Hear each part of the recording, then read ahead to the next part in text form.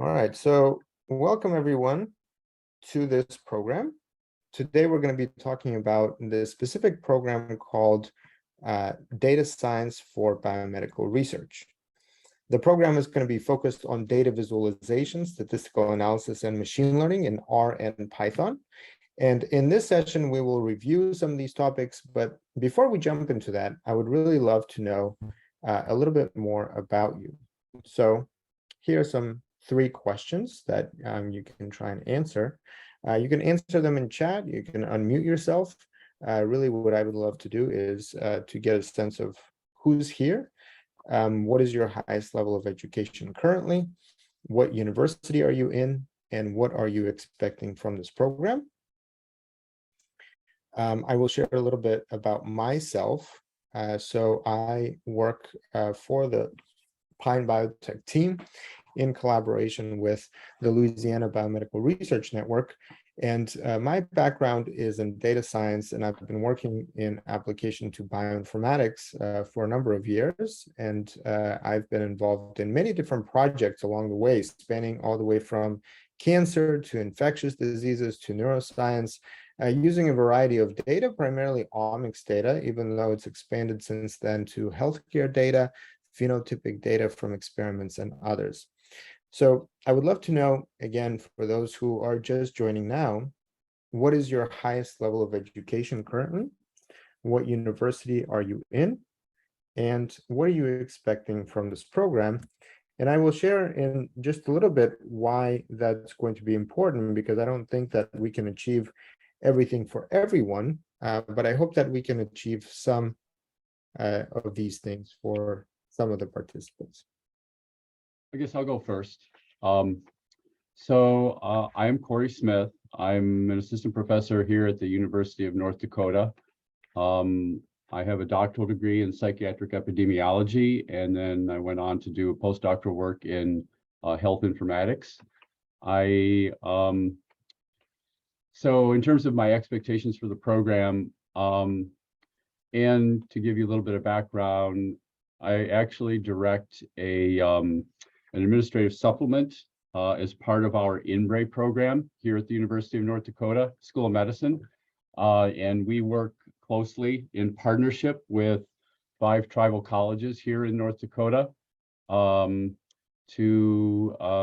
essentially, through a virtual asynchronous course that we offer, for the first time we offered it this last summer, and then we're going to be offering it again this next summer to tribal college students to stimulate their interest in data science and provide them with a very, very, very foundational set of skills. So, and so my interest is in, apart from that project, is in applications of data science, not as we typically see with omics research, but in public health. Excellent. Great. Thank you, Corey. Would anyone else like to share?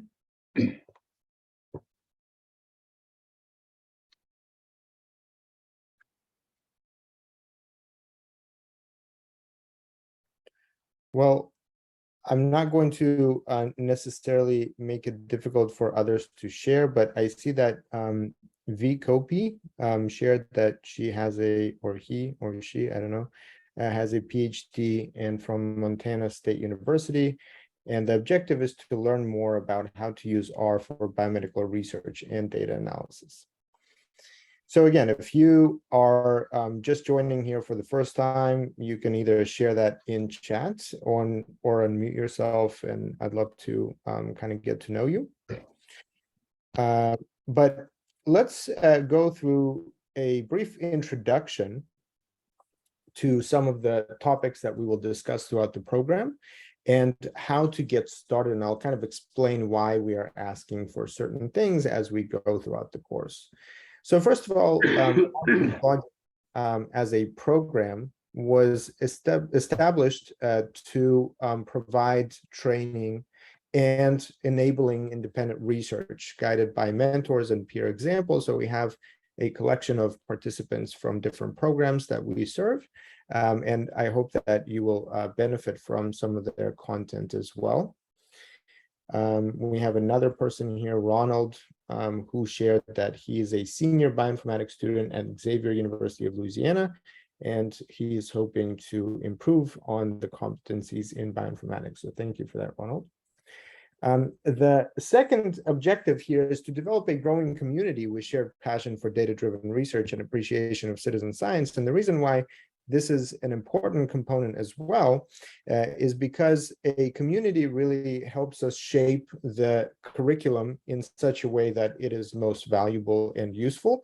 And one of our objectives is not to come and just say that, you know, this is the curriculum. I think we are equally interested to learn from those who are in this community, as well as share what we have developed already. As you know, this is a dynamic field. And so new opportunities and new types of approaches that are becoming commonplace are important for us to incorporate as well.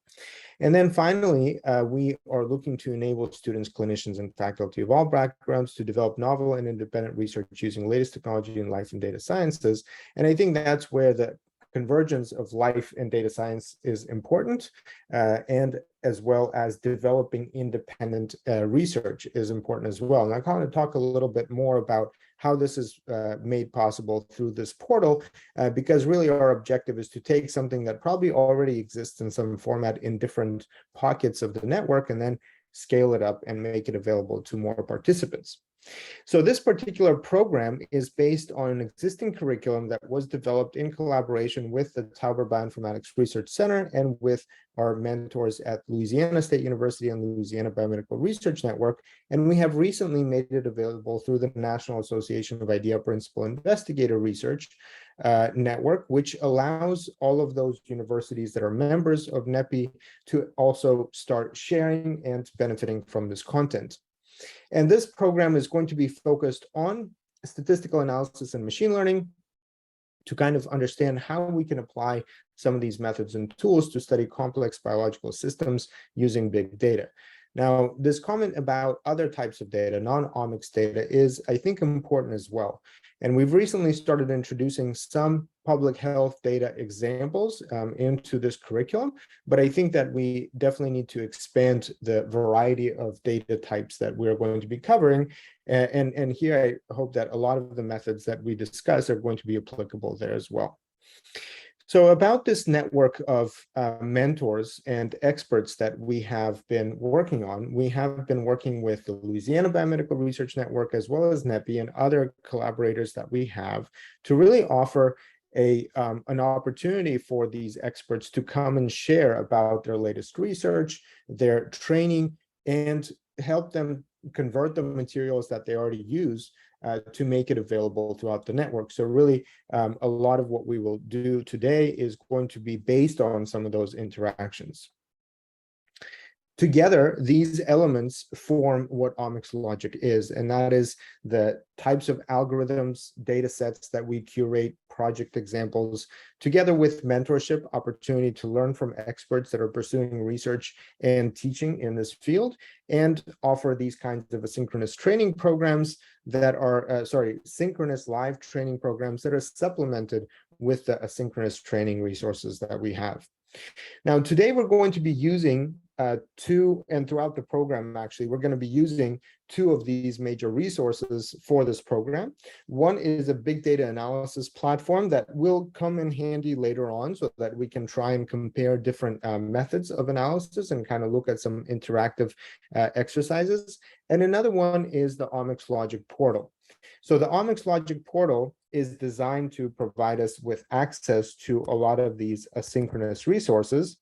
And so what I would ask all of you to do, and again, thank you for those who have already shared about your background, is to create an account and complete your profile on the OmicsLogic portal. Now, we'll explain briefly why this is important. So as you sign in, so again, if I log out, And please let me know if you already have an account and you have completed your profile in the chat. That would be very helpful. But here, if you go to the main page and you click on login, you will be redirected to a sign-in option or an option to create an account. When you create this account, please use your institution's email address for your account. We will be using the accounts for reporting, and I will demonstrate in a few minutes how that is going to be done. All right, thank you, Ronald. So after you log in, let me log into my account.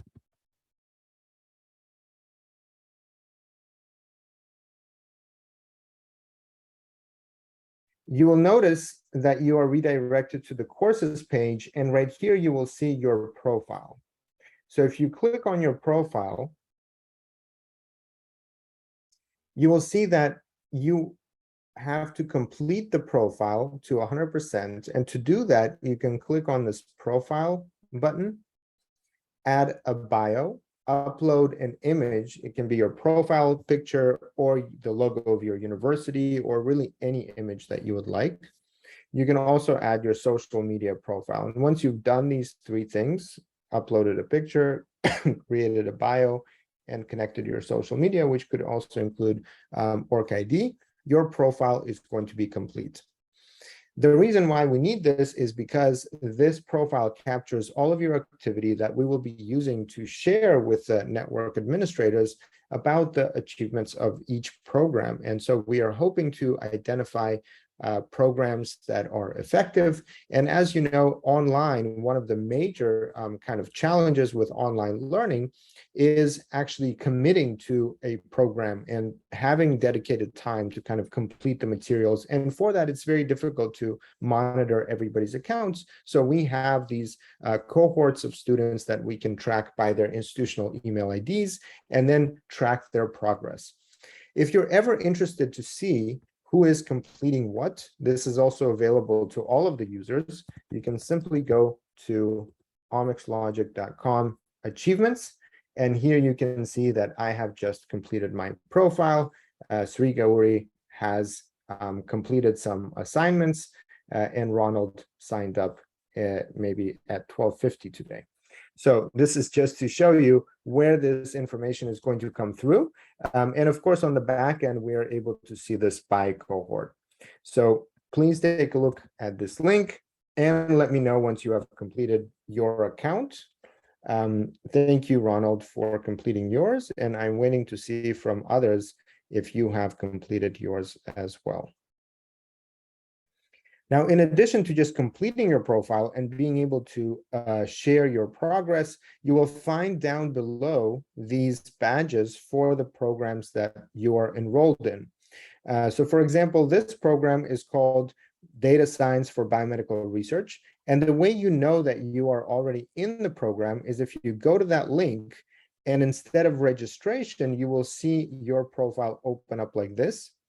And you will be able to see here all of the sessions that are planned, including associated online resources, a link to that session, or if the session has already been done, you will find a video recording of that session posted here as well. So really, this is like a central place where you should be able to find what the curriculum is, where are the resources associated with each step of the way, and how to achieve the goal of this program, which is to earn a certificate.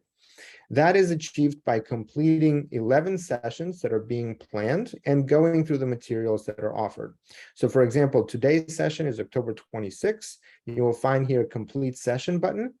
If I click on it, you will see that now I will have 1 out of 11 sessions completed. So let me ask you briefly, has everyone else been able to complete their profiles, and have you seen this page for the program? And if not, maybe you can also contact us. This is my email address if you're having trouble with any part of this, or you can also email support@pine.bio to ask any questions.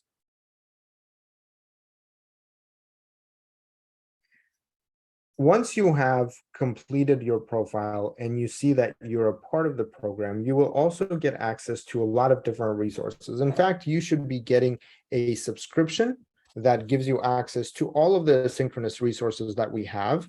You can simply look through the resources using the search. You can also learn more about different resources using tags that we have right here, or find collections that are pre-made to organize these projects and courses according to these topics that are available. Now, the easiest way to get started if you're completely new to this, even though this program is not really for the beginner stage, it's more intermediate to advanced stage, but you can get started with just that getting started package.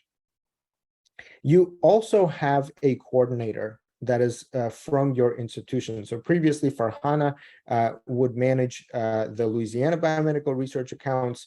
Today, we have Emmanuel Ruiz, who is with us as well, and she's going to be helping remind LSU and LBRN participants to complete their profiles and help them find associated resources. And if you do not hear from her, we have also someone on our end, Sonalika, who is going to be managing the community and helping you with any questions that you have. So support at Pine Bio will give you access to any questions that you might need, like getting access to your account, finding the program resources, finding the recorded sessions, anything else that you would need. Support at pine.bio is the address to go after. So what will happen as a result of completing this program? So this is a good example of someone who was able to complete their profile and complete training. And under courses, you will find these courses accumulate. For every course, you will get a certificate. And at the end of the program, you will also get a certificate for the whole program as well. And that certificate will come with your name. So please, when you are creating your profile, make sure that your name is spelled correctly, and that way you will get a certificate that you can actually use. So what are some topics that we're going to cover in this program? In this program, we're going to focus on analysis that is divided into two parts. The first part is really the exploratory analysis. So there are going to be many challenges like loading and understanding different types of data that we're going to explore, understanding and finding patterns that divide into signal versus noise, and then identifying what are the specific questions for comparative analysis that you would like to describe and pursue in your comparative analysis stage. Now, comparative analysis is when you have a hypothesis that you might want to test with data, or you have a specific definition of what you would like your algorithm to find. And so that will be the second part of this program. Now, ultimately, the objective is to understand the relationship between the data part of it. So how do we actually analyze data, and the interpretation of our analysis results? How do we how do we infer meaning and relate it back to the biology of what we are studying using some of these algorithms? And how do we know that we have used those algorithms and methods accurately, and we know how to present and explain them as well? So the goal of today's session is to really go through the objectives and kind of describe the overall approach, to talk about some of the different challenges that we expect to be facing, and to give you an introduction to some of the materials that we're going to be using throughout this program. As a result, you should be able to find data and understand what it represents, understand how to prepare the data for analysis, learn how to read code so that you understand the syntax, as well as can understand what different methods, statistical methods and machine learning methods mean and how to apply them correctly. Be able to look at a data problem and understand what is needed to solve it, be able to navigate biological or biomedical references to interpret and validate results of the analysis, and to be able to communicate and contribute data science and machine learning code to others.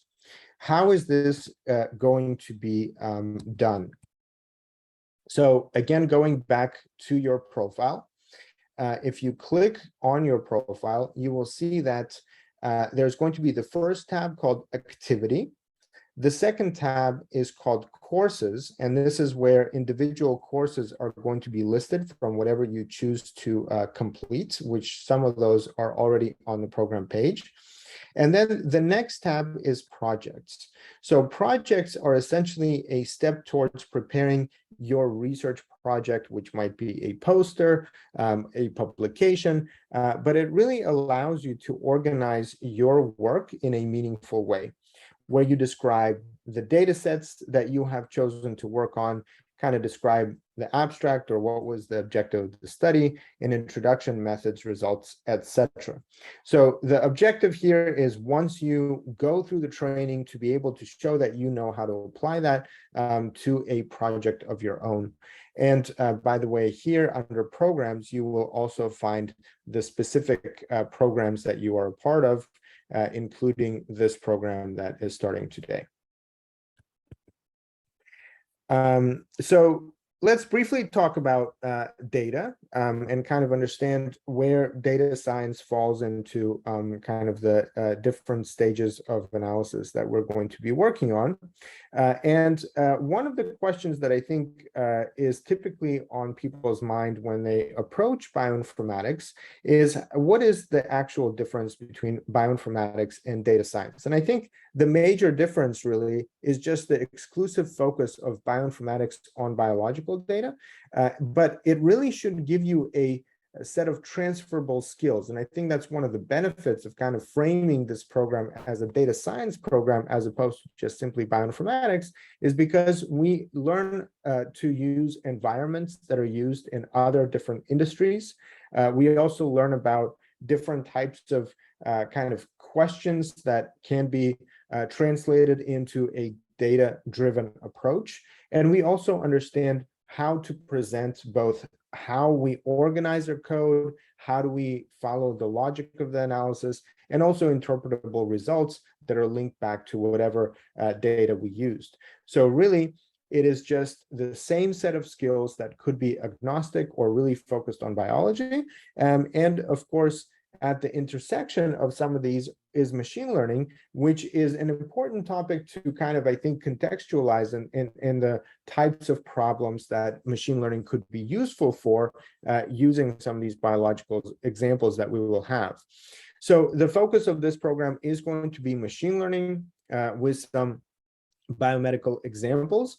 And we will talk about unsupervised and supervised machine learning, deep learning. We'll focus on how to explain some of the models that we're using and how to understand their limitations, and then how to be able to interpret the results as well. Now, the reason why I think this is such an important trend in biomedical research is because there is a growing accumulation of data that continues to evolve and change, that really represents very complex patterns in biology. And these patterns are somewhat different just by the nature of high throughput experiments that generate this data.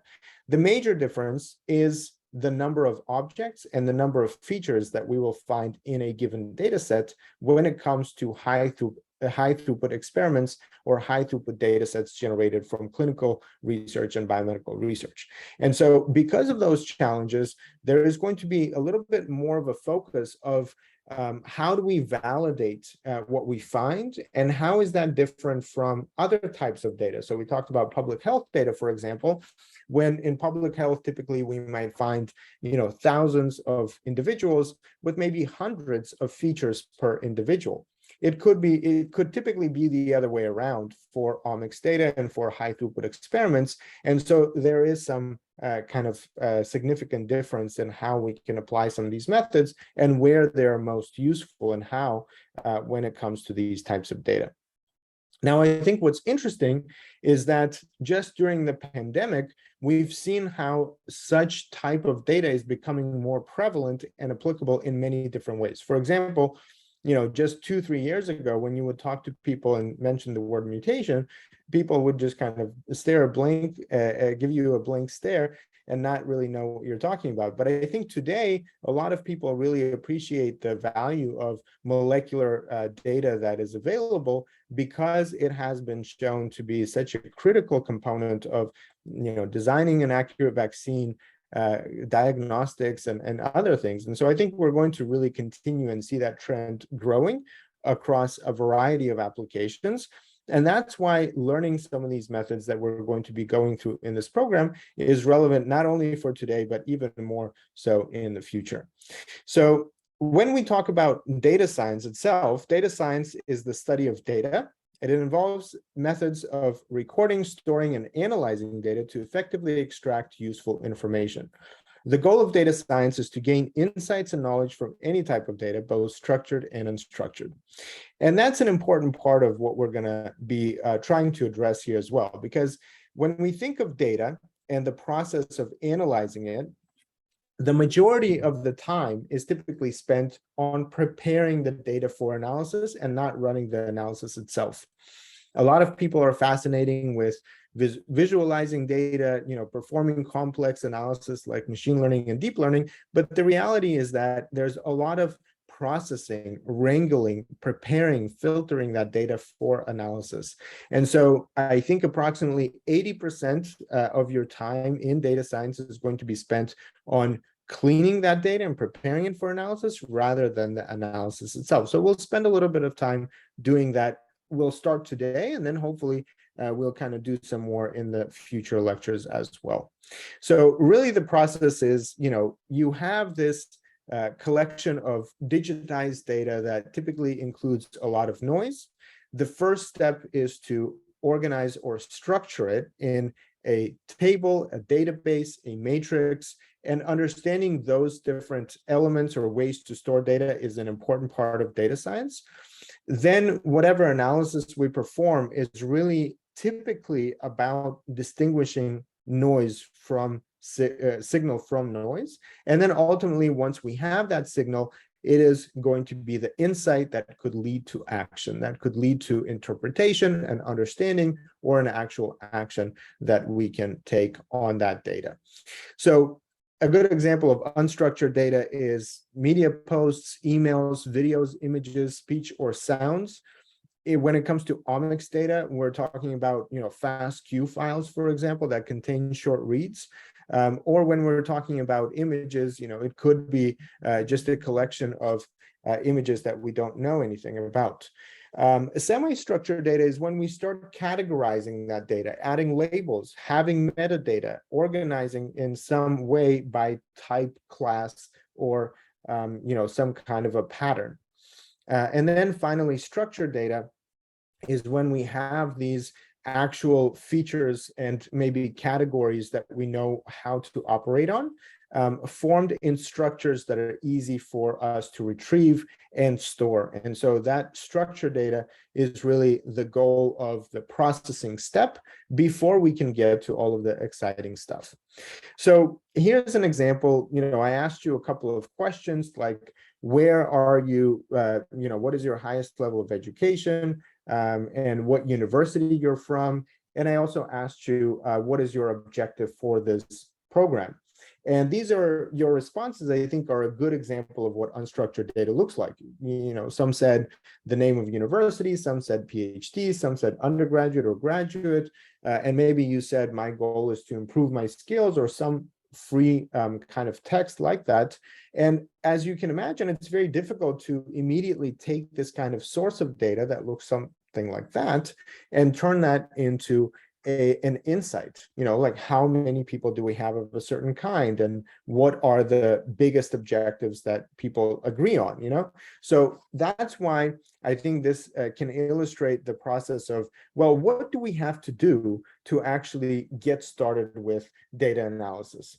And the same thing happens with omics data. And omics just means high throughput automated technologies that contain a lot of raw readouts from sequencing or from imaging or from LCMC or some kind of an automated instrument.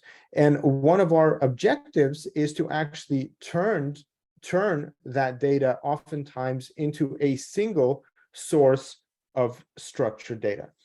And today we'll talk a little bit more about how that could be done with some examples, just to practice and kind of understand how this process works. And hopefully, if you are, already beyond that, we will go through that quickly and then continue on to the more interesting things in our later sessions.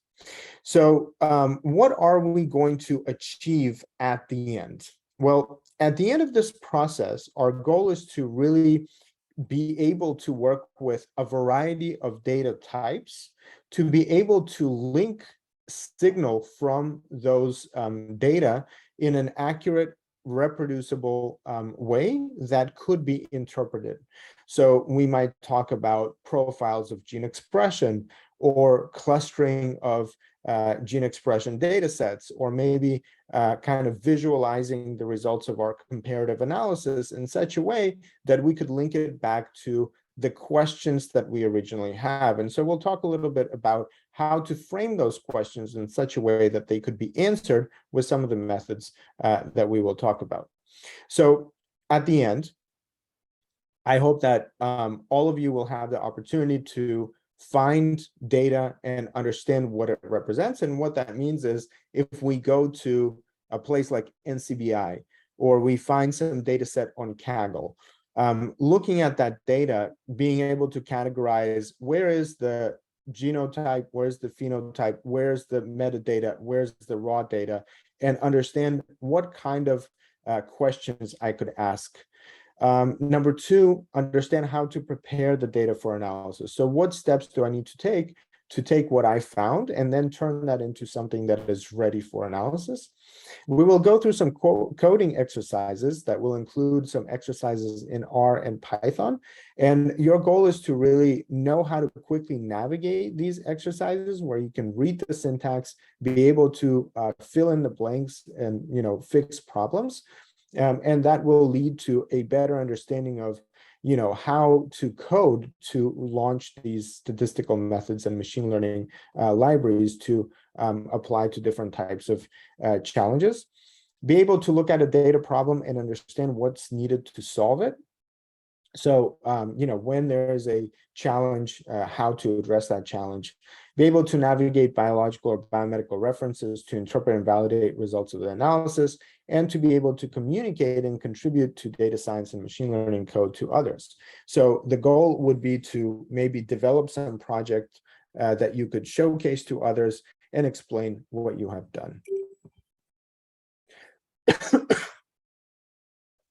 Okay, so let's now turn to a practical exercise.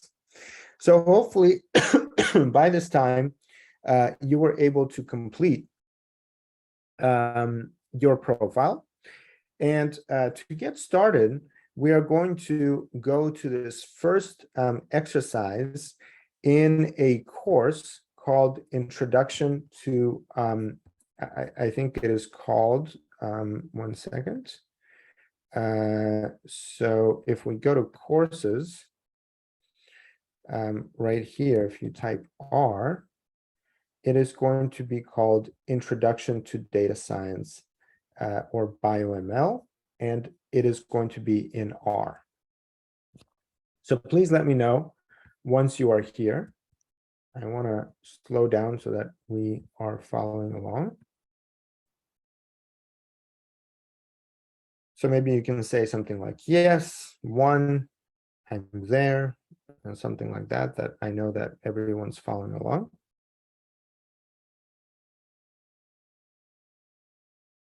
All right, thank you, Manuel.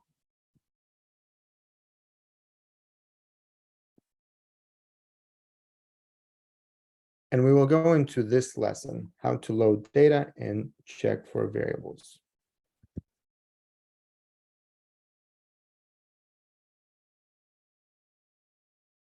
How many of you are already familiar with R, have your R Studio installed on your computer, and have done analysis in R?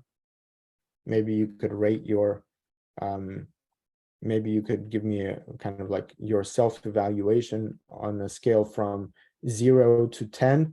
Would you consider yourself to be an expert in R? and expert would be 10. Not even familiar with how to get started is 0. All right, thank you, Matthew. All right, thank you, Ronald. Corey.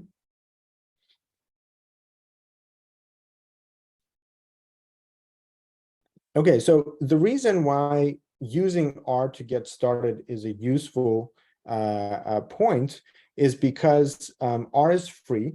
It has a strong community of contributors of code. A lot of packages in R are readily available to perform complex analysis and beautiful visualization that is publication ready.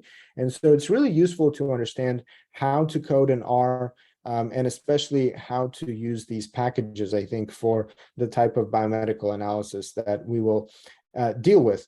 So this could perhaps be really introductory for some of you, but for the sake of those who have not started coding in R, let's go through some of the basics. So the first challenge that we're going to address today is how to load data. Now, let's assume our data is already structured. We'll skip that step today. And we'll assume that that data could be stored in 3 different formats. It could be a tab delimited table, typically stored in a TXT file where the columns are separated with a gap or a tab. The second option is when it is CSV data. So in other words, we can save that as a comma separated values table.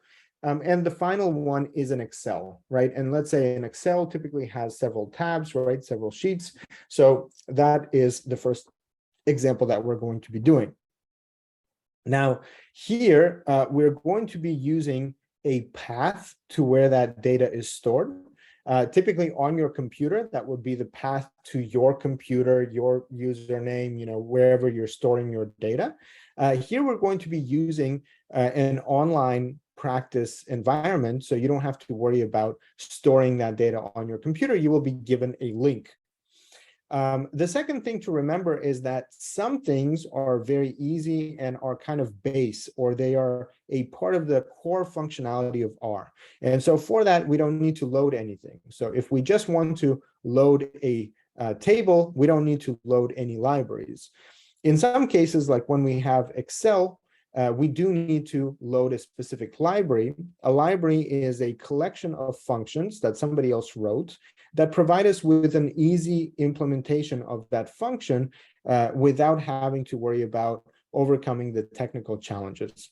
So as you can see for Excel, we use this library OpenXLSX, and that allows us to directly load Excel with the appropriate tab, oftentimes using a package that was developed for that purpose. So the third thing that we need to remember is that data should be stored somewhere, and R is an object-oriented language. And because it's object-oriented, we create variables that are going to be called objects. Yes, here's the link. So again, for everyone, here's the link to where I am at. And so these objects will have properties. We can have simple objects that are just a matrix or a data frame, or they could be complex objects, and those could have many data frames and many matrices and strings and lists inside. Now, typically in R, the symbol to assign something to an object is this arrow, backwards arrow, but you can also use it interchangeably with an equal sign, which is kind of how things work in Python, for example. Sometimes you will have a syntax that includes the location and some additional parameters, and so we'll talk about that in a few minutes. So to try it out, let's click on Next. And what will open up is an environment where we can check how this actually works in real life. So if I just simply run this, you will see that I will get an error. And the error is because this is written with some syntax, and I have to read the instructions as well. And so I'll read the instructions, and it says that you can use the TXT file link here and use it below. So I'm going to right-click on it, copy the link and replace this path inside the inside of these quotation marks with this link. And by clicking right here, I can erase what's in the console, and I can now run it again. Now, as you can see, there's again a problem. There's not a function called read. Of course, as I remember, it was read table and not just read. So let me erase it again, run it again. And now it is saying success running code, but answer is incorrect. So again, what you will learn as you go through these different exercises is that each step is actually going to be with a predefined answer. And that predefined answer is going to be based on the instructions that you have right here. So let's try and apply this to other kind of sections here. You can see that the library is already loaded. Let's copy this link and place it right here. And again, you can follow along with what I am doing, or you can try to run ahead if you are already familiar with this. Again, read.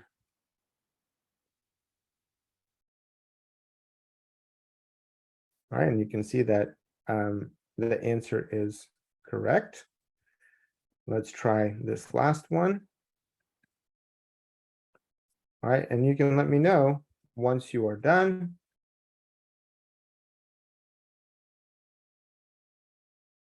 You should be able to also try some of these examples down below if you would like to.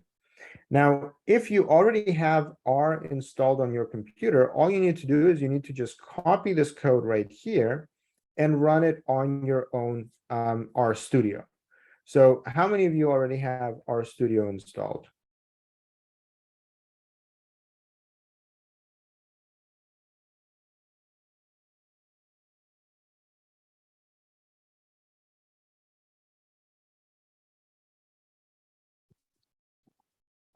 Does anyone have RStudio installed on their computer already? All right. If you do not, if you do not, you can simply search for RStudio. And the important thing to remember is that the RStudio is an environment. So I see only 2 people answered I do, so I'm assuming that others do not. But it's important that this is an environment and not the R language itself. So you do have to install R on your computer before you can use RStudio. For those of you that already have RStudio on your computer, we can try and open RStudio on your computer. And I'll just briefly show you how you can take this code and it should work exactly in the same way, but where you can find the different sections of inputs and outputs in an environment that is designed to kind of help you organize your code in the future. So here you have several different sections, and what we can do is create a new R script. As I mentioned right here, you have the option to copy your script and paste it right here. So I'll just change this to this symbol. And if I would like to run these, I can click right here. And you can see that the same output that I have in the console, right? So right here, the same output that I have, this is for the read CSV, the same output that I have here is being shown right here because this is the console. In addition to that, I also have the data frame object right here. And it is organized in this way. It's 4 observations of 4 variables. Now, in addition to that, I can find files on my computer right here. So for example, if I would like to load this data set, right, because this is my working directory. So if I have a directory on my computer and I select that directory as my working directory, all I would need to do is change this link to an external data set to an internal one. So here, if I look through, I have a txt file right here, or a txt file right here. I can just simply say a.txt, change this to table. Separation is tab. And then I can actually create a df1, run this, and you can see that now I have df1, right? And all I had to do was just specify the name of the file because my working directory is right here. Okay, so I know that this is kind of basic. Does anyone have any questions about this?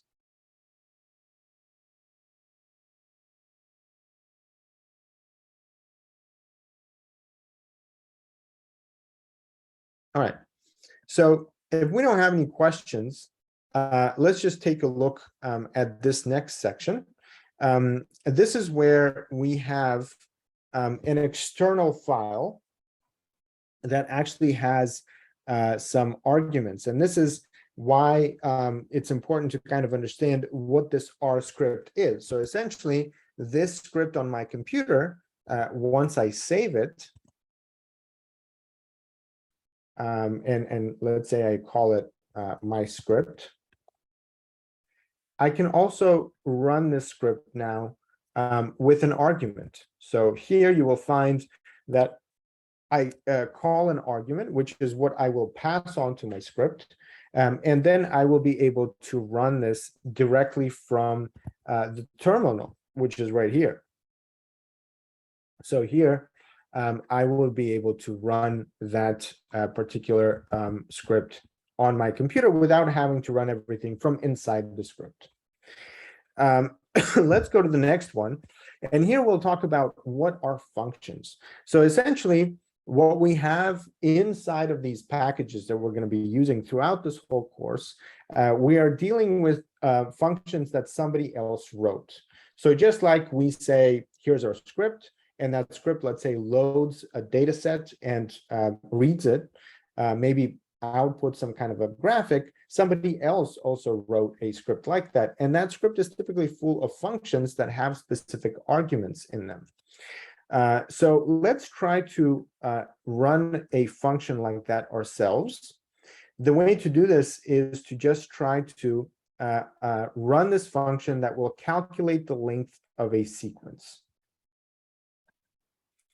So the length of the sequence is 12 right here. And you can see that the way the function is called is seq length, which is defined right here. And it calls for an input of what the sequence actually is. So let's try to maybe change this to my own name.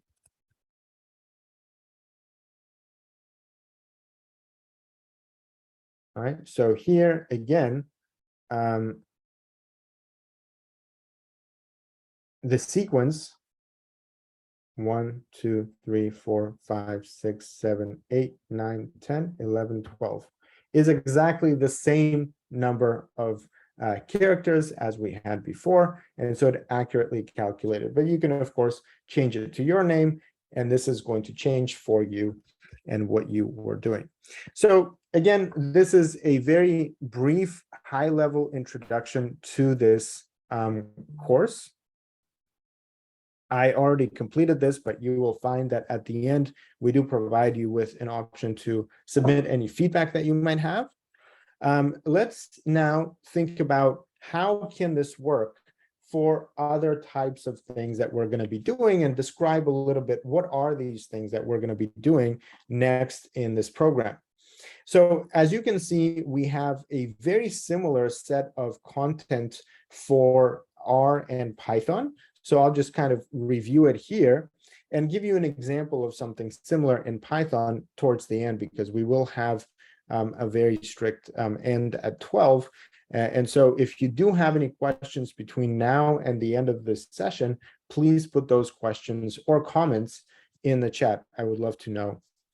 So what we will do next is we will essentially learn how to process, visualize, and perform statistical analysis and machine learning on different types of data sets. We will try to combine some exercises in class for both R and Python, and then give you some challenges that you if you wish to, can complete at home. And those challenges will go from very basic things in the beginning to more and more advanced things towards the end. For example, here is an example of classification using Python and this specifically is for random forest, on how to work with a particular data set, analyze that data set, and eventually start visualizing the results and understanding the concepts of every step of the way. So what you will get is a set of notebooks. And the ideal way to kind of use this experience is during the sessions that we have live. We're going to have between 1 and 2 sessions like this per week to try to get as far along as you can independently in between sessions, so that during the sessions we can address any specific challenges that you are facing technically. And you can take the syntax, read it, and adapt it to the needs of your own analysis. So the ideal way to do that is to have a data set towards the maybe middle or the end of this program that you would like to use to develop your own independent project.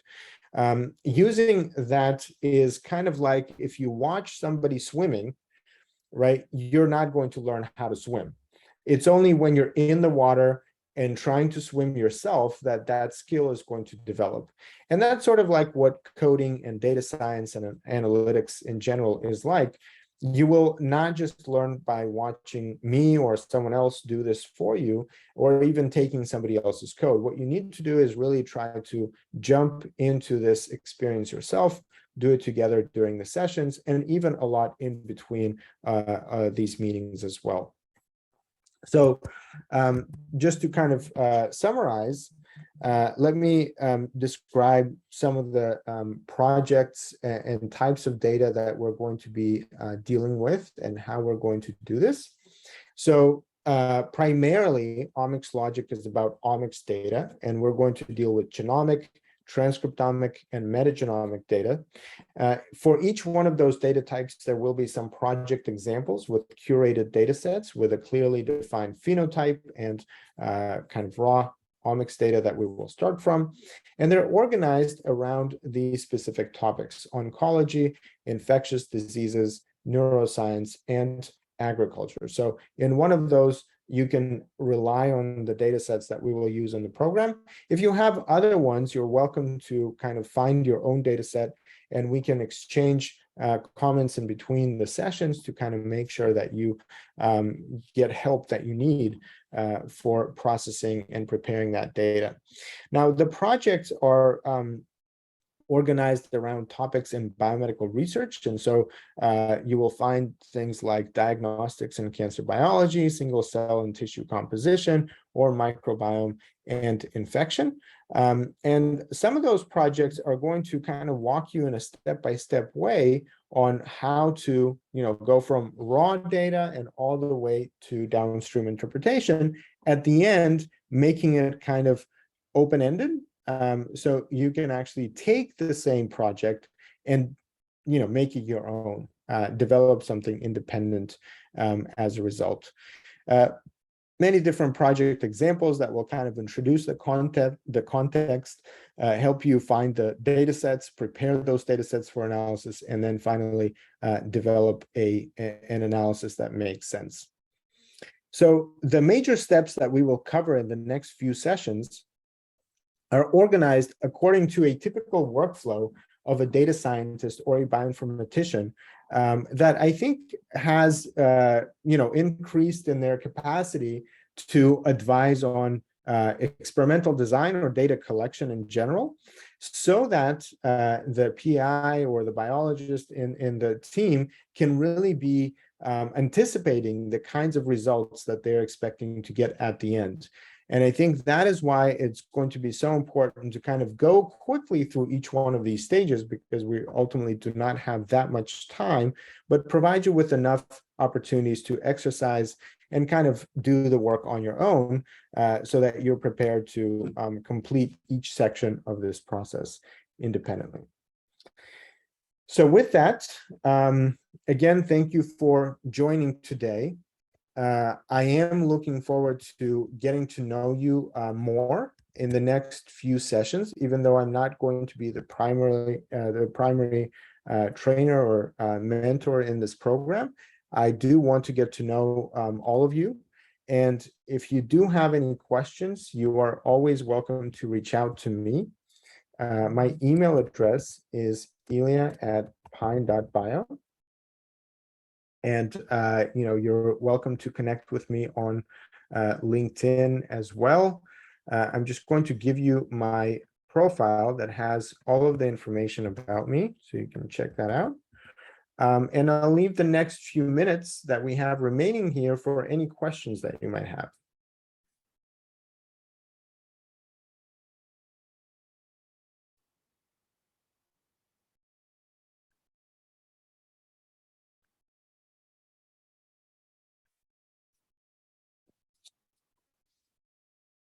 Okay, and if there are no questions, again, thank you for joining. I hope that everyone has the link to the program. Just in case, I'm going to share the link again. This is one of 3 programs that we have going on right now during the fall. And the program is going to be ending at the end of this year, so December 31st. Today, we had the first session, and as you saw on the program page, we are scheduled to have 11 sessions like this.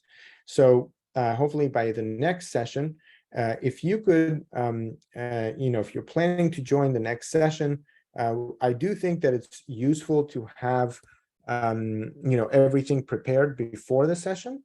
So I do ask that you complete your profile on learnomixlogic.com and maybe share with us that you have done so. There are a couple of courses, if you're new to the field, called Introduction to Bioinformatics, as well as Bytes and Molecules, that you can kind of explore. And we do have these 2 main courses that we're going to go through, which is going to be Introduction to Data Science in R and Introduction to Data Science in Python.